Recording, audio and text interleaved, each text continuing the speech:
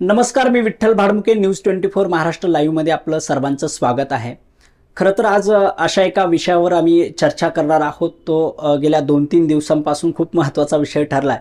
तो म्हणजे असा की एबीपी माझाच्या अँकर ज्ञानदा कदम या अयोध्येमध्ये प्रभू श्रीरामांचं जे मंदिर झालेलं आहे त्या मंदिराची बातमी कव्हर करत असताना त्यांना अश्रू अनावर झाले. मात्र सोशल मीडियावर त्यांच्यावर टीका होतीये, ट्रोल केलं जातंय की जे अँकर आहेत त्या तिथं मंदिराच्या समोर न रडता त्यांनी कुठेतरी शेतकऱ्याच्या बांधावर जर रडल्या असत्या तर बरं झालं असतं.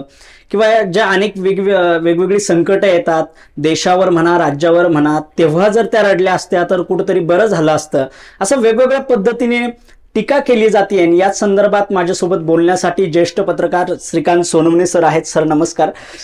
सर, काय वाटतं तुम्हाला की जी घटना घडली आहे त्यामुळे ज्ञानदा कदम या ट्रोल झालेल्या आहेत, एक ज्येष्ठ पत्रकार म्हणून तुम्हाला काय वाटतं? वृत्तनिवेदिकेच्या सादरीकरणावरून आणि त्यांच्या अश्रूंनी जी त्यांनी वाट मोकळी करून दिली अश्रूंना, त्यामुळे ट्रोल होते.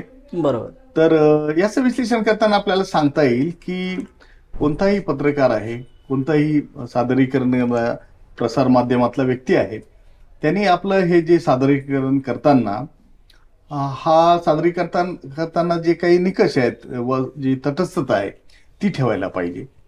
जसं की हे पब्लिक ब्रॉडकास्टिंग आहे. कोणतेही प्रसार माध्यम जरी खाजगी असलं तरी त्याचं नंतर स्वरूप हे सार्वजनिक होऊन जातं. मग सार्वजनिक होतं तर सार्वजनिक प्रसार माध्यम असेल तर influence by none, open to all, सगळ्यांसाठी खुलं आणि कुणाच्या प्रभावापासून मुक्त, अशा प्रकारचं तटस्थ सादरीकरण त्यांनी जो उल्लेख केला की माझा राम आपला राम 70 वर्षांपासून तंबूत राहिला. हो, तर त्याच्यामध्ये एक पर्सनल कल्ट आला, त्याच्यामध्ये कलर आला, त्याच्यामध्ये ओघाने पक्ष सुद्धा आला, विचारसरणी आली. पण आपण पत्रकारितेची नीतिमूल्ये याच्यामध्ये आपण असं मानतो की त्याच्यामध्ये ही सादरीकरण करताना आपली जी निष्ठा आहे ती एखाद्या धर्माशी नाही, आपली एखादी पक्षाशी निष्ठा आपली नाही, तर सगळ्या पत्रकारांची जी निष्ठा आहे आपली ती आपल्या देशाशी आहे, म्हणजे आपल्या संविधानाची आहे. त्यामुळे आपल्याला एखाद्या भावना विवश होऊन आपण जर एखाद्या विचारसरणीकडे झुकलो तर ते चुकीचं आहे. डावीकडे झुकणं चुकीचं आहे, उजवीकडे झुकणं चुकीचं आहे. कारण आपल्याला तुकाराम महाराजांनी सांगितले ना, चांगला मार्ग कोणता? मध्यम मार्ग, विवेकाचा मार्ग हा योग्य आहे. आपलं सादरीकरण आहे त्याच्यामध्ये विवेक असायला पाहिजे, त्याच्यात भावना व्यवस्था नसायला पाहिजे. भावना व्यवस्था आले की त्याच्यामध्ये अभिनवेश येतो, अभिनवेश आले की त्याच्यामध्ये खोटेपणा येतो आणि प्रसार माध्यमाकडे लोक विश्वासार्थीने बघत असतात.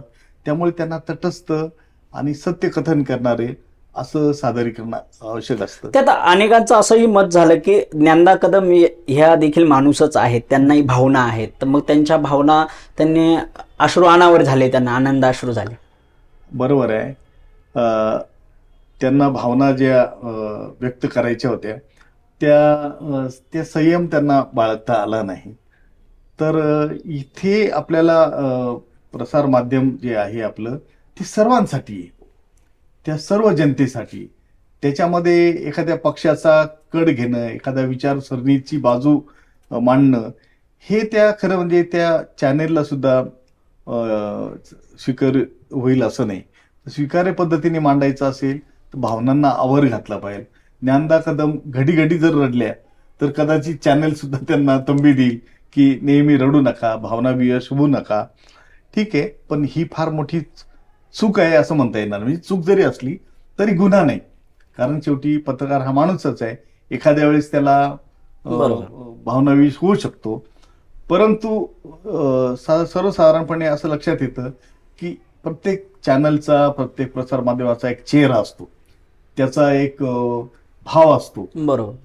त्याच्या एक प्रकारे सादरीकरणाचा जरी तो मध्यम मार्गी वाटत असला तरी त्याचा झुकाव एखाद्या विचारसरणीकडे असतो, एखाद्या पक्षाकडे असतो.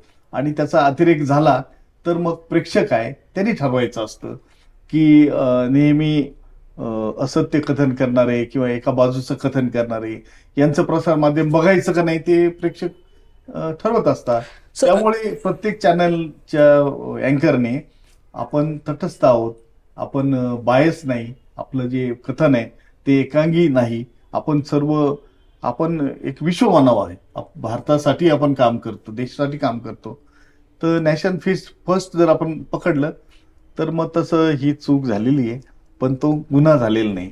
सर, एका बाजूने असं ट्रोल केलं जातंय की मागील काळामध्ये अवकाळी पावसामुळे शेतकऱ्यांचं प्रचंड नुकसान झालं, अनेक शेतकरी ढायमोकून रडले, तेव्हा जर ज्ञानदा कदम यांना अश्रू अनावर झाले असते तर कुठेतरी बरं वाटलं असतं, अशा अनेक सोशल मीडियावर कमेंट्स येत आहेत, त्याबद्दल काय वाटतं?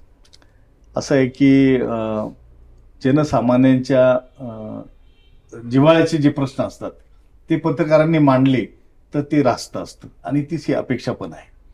परंतु हे दुःख मोरपंखी, हे दुःख राजवर्की, जे जन्मजात दुःखी त्यांचा निभाव नाही, असं जर आपण वरवरचे राजवर्की दुःख पुरवळीत बसलो तर मग त्याच्यामध्ये खरेपणा उरत नाही. त्यामुळे जे शेतकरी आहे, जे शेतमजूर आहे, जे जमिनीतले प्रश्न आहे ते खरं म्हणजे घेण्याची गरज आहे, त्याच्यावर भाविक होण्याची गरज आहे. हे कृत्रिम जे प्रश्न आहे त्याच्याकडे आपण भावूक झालो तर प्रेक्षकांच्या सुद्धा आता लक्षात येतं की हे अश्रू खरे नाहीत किंवा पेड न्यूजचे आहेत, हे असे अश्रू लोक ओळखतात म्हणून ट्रोल करतात. नाहीतरी ज्ञानदा कदम ही लोकांची आवडती बरोबर अँकर आहे, चांगलं प्रेझेंटेशन आहे त्यांचं. त्यामुळे एखाद्या वेळेस असं होऊ शकतं, पण ते घडी घडी त्यांनी रडू नये अशी त्यांना विनंती आहे माझी. सर, धन्यवाद, तुम्ही महत्त्वाच्या विषयावर सविस्तर अशी चर्चा केली. इथेच थांबूयात. तोपर्यंत पाहत राहा न्यूज 24 महाराष्ट्र लाईव्ह.